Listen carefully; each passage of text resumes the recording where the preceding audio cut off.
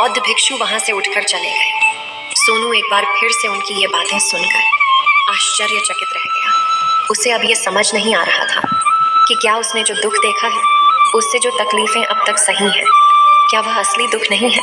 उसके मन में अब एक सवाल उत्पन्न होने लगा कि असली दुख क्या है और इसकी पहचान क्या है, और मुझे कैसे पता चलेगा कि इस समय में असली दुख मैं हूँ।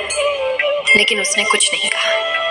वह यह सब सोच ही रहा था कि तभी वह बौद्ध भिक्षु सोनू के पास एक बड़ा सा घड़ा लेकर पहुंच जाते हैं। उस घड़े के अंदर सोने के सिक्के थे। उस घड़े को देते हुए वह बौद्ध भिक्षु सोनू से कहते हैं, बेटा तुम इसे उस पैर के नीचे दबा दो, क्योंकि ये मेरे किसी काम का नहीं है। जब मुझे इसकी जरूरत पड़ेगी तब मैं वहां से खोद कर इसे निकालूंगा, लेकिन अभी के लिए इसे वहां पर मिट्टी के नीचे दबा दो। सोनू ने उस बौद्ध भिक्षु की बात मान ली और वो घड़ा उस पैर के नीचे जाकर मिट्टी में दबा दिया।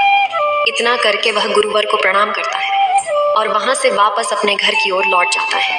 धीरे धीरे समय बीतता गया। समय के साथ साथ सोनू व्यापार में और भी ज्यादा उन्नति कर चुका था, लेकिन माल की गुणवत्ता अच्छी न होने के कारण अब उसके व्यापार में घाटा होने लगा। और धीरे धीरे ऐसा समय आया कि उसका व्यापार पूरी तरह से चौपट हो गया। अब उसके पास कुछ नहीं बचा था, बल्कि उसने जो कर्जे लिए थे वो कर्जे भी अब उसे चुकाने थे। लेकिन वह तो यह सोचकर निश्चिंत था कि उसने जो कुछ भी कर्जे लिए हैं वो कर्जे उसने अपने मित्रों से लिए हैं, जिस कारण वह उन्हें लौटाने में थोड़ी देर अवश्य कर सकता है।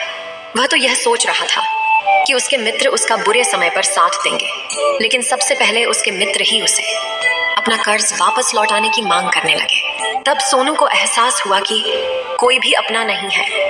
उसने अपने मित्रों से उस कर्ज को लौटाने के लिए थोड़ी सी मोहलत मांगी, लेकिन सोनू के किसी भी मित्र ने उसे कर्ज लौटाने के लिए वह मोहलत नहीं दी, बल्कि वे लोग उसे जान से मारने की धमकी देने लगे। अपने मित्रों के मुंह से यह सब सुनकर सोनू बहुत ही आश्चर्यचकित रह गया। वह जो कुछ सोच रहा था सब कुछ उल्टा पड़ गया। जिस व्यापार के चलते उसके इतने मित्र बने थे, इतने शुभ चिंतक बने थे, वे सब उससे दूर जाने लगे थे। हर कोई उससे पीछा छुड़ाना चाहता था, कोई भी उसका साथ नहीं देना चाहता था। धीरे धीरे उसकी सारी संपत्ति नीलाम हो गई। अब उसके पास कुछ नहीं बचा था।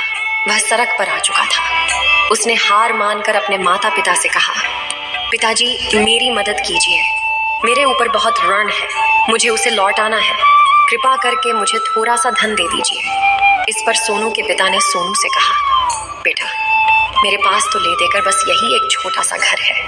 अगर ये अभी मैं तुम्हें दे दूं, यदि मैं इसे भी बेच दूं, तो मैं और तुम्हारी माँ कहाँ रहेंगे? हमें भी दर दर की ठोकरें खानी पड़ेगी, हमें भी सड़कों पर भीख मांगनी पड़ेगी। ले देकर अब हमारे पास केवल यही संपत्ति बची है, इसलिए मैं तुमसे क्षमा मांगता हूँ। अपने माता पिता के मुख से यह सुनकर सोनू चुपचाप वहां से चला गया और मन ही मन वह सोच रहा था कि अब मेरे पास कुछ नहीं बचा, जो था वह तो सब लुट गया, बर्बाद हो गया। अब मैं जीकर क्या करूंगा? अब मेरे पास केवल एक ही रास्ता है जिससे मैं अपने कर्जदारों से अपना पीछा छुड़ा सकता हूँ। यह सोचता हुआ वह एक ऊंची पहाड़ी की ओर पहुंचा। वह पहाड़ी पर चढ़ता ही जा रहा था कि तभी उसे याद आया कि उन बौद्ध भिक्षु ने कहा था कि जब तुम पर असली दुख आए तभी तुम मेरे पास आना, मैं तुम्हारी समस्या का समाधान अवश्य करूंगा। यह सोचकर सोनू के मन में एक बार फिर उम्मीद की वह लहर दौड़ पड़ी। सोनू तुरंत दौड़ता हुआ उन बौद्ध भिक्षु के पास पहुंचा और सोनू ने उन्हें प्रणाम करके अपने ऊपर बीती हुई हर एक बात उन्हें बता दी और कहने लगा, हे महात्मा, आपने कहा था कि जब मेरे ऊपर असली दुख आएगा तब आप उसका समाधान अवश्य करेंगे। तभी वह बौद्ध भिक्षु सोनू की इस बात को सुनकर मुस्कुराने लगे और कहते हैं, बेटा कहाँ है असली दुख? जब तुम्हारे जीवन में असली दुख आएगा तो मैं उसका समाधान अवश्य करूंगा। उन बौद्ध भिक्षु के मुख से यह सुनकर सोनू के सब्र का बांध टूट गया और सोनू ने उन बौद्ध भिक्षुओं से कहा, हे महात्मा, आखिरी असली दुख क्या होता है? क्या मैंने आज तक जो भी दुख झेला है, जो भी तकलीफें आज तक मैंने सही हैं, क्या ये दुख नहीं है? क्या इसे दुख नहीं कहते? तभी वो बौद्ध भिक्षु सोनू से कहते हैं, बेटा पहले तुम मुझे ये बताओ कि तुमने अपने दुख से क्या सीखा है। इसका जवाब देते हुए सोनू उन बौद्ध भिक्षु से कहता है, हे महात्मा, मैंने तो यही देखा है कि जो लोग तुम्हारी तरक्की में तुम्हारा पीछा करते हैं, तुम्हारे साथ जुड़ते हैं, वो लोग तुम्हें अवश्य धोखा देंगे। क्योंकि ऐसे लोग बुरे समय पर तुम्हारा साथ नहीं देने वाले, बल्कि तुम्हारा फायदा उठाने का ही वह प्रयास करेंगे। इसलिए ऐसे लोगों पर भरोसा न करें, बल्कि जो लोग तुम्हारी असफलता के समय पर, तुम्हारे बुरे समय पर तुम्हारे साथ खड़े हैं, वही तुम्हारे असली मित्र हैं और वही तुम्हारे साथ रहते हैं। और ऐसे लोग तुम्हें बहुत कम मिलते हैं, और जिन्हें भी ऐसे लोग मिलते हैं उन्हें हमेशा उनकी कद्र करनी चाहिए। आगे सोनू उन बौद्ध भिक्षु से कहता है कि जब तुम कोई कार्य कर रहे हो तो उसे पूरी ईमानदारी से करो, धैर्य रखो, लालच न करो और अपने लक्ष्य तक पहुंचने के लिए किसी के लिए भी कोई षड्यंत्र न रचो, क्योंकि ऐसा करने से तुम्हारे साथ ही बुरा होगा और तुम्हें हमेशा नुकसान में रहोगे। सोनू की ये सारी बातें सुनकर बौद्ध भिक्षु उस पैर के पास पहुंचे। उन्होंने गड्ढा खोदा और वह घड़ा निकालकर उस सोनू के हाथ में थमा दिया, जिसमें सोने के सिक्के भरे हुए थे। वह घड़ा सोनू के हाथ में थमाते हुए उन बौद्ध भिक्षुओं ने कहा, लो इसे पकड़ो, और जब तुम्हारे जीवन में असली दुख आए तब तुम मेरे पास आना, मैं इसका समाधान अवश्य करूंगा। सोनू अब भी बड़ी अचरज में था। उसे यह समझ नहीं आ रहा था कि आखिर ये असली दुख है क्या। लेकिन उसने अपने हाथों में पड़े हुए उस घड़े को देखा, जिसके अंदर सोने के सिक्के थे। ये देखकर उसे मन ही मन ये लगा कि चलो अब तो थोड़ी सी राहत अवश्य हो जाएगी। मैं अपने मित्र का वो कर्ज लौटा सकूंगा और एक नया व्यापार भी फिर से आरंभ कर सकूंगा। जिस कारण उसने उन बौद्ध भिक्षुओं को प्रणाम किया, उनका धन्यवाद किया और वहां से चल पड़ा। सोनू ने उस सोने के सिक्कों से सभी का कर्जा लौटा दिया और अपने लिए एक बार फिर से नया व्यापार शुरू किया। व्यापार छोटा था, लेकिन अब की बार सोनू बहुत खुश था। उसने पूरी ईमानदारी, मेहनत और लगन के साथ अपने व्यापार पर काम किया और देखते ही देखते एक बार फिर से वह एक बड़ा व्यापारी बन गया। लेकिन अब की बार वो बहुत खुश था, क्योंकि इस बार उसने कोई लालच नहीं की, ना ही किसी के लिए षड्यंत्र रचा, बल्कि उसने पूरी ईमानदारी और मेहनत के साथ अपने व्यापार पर काम किया।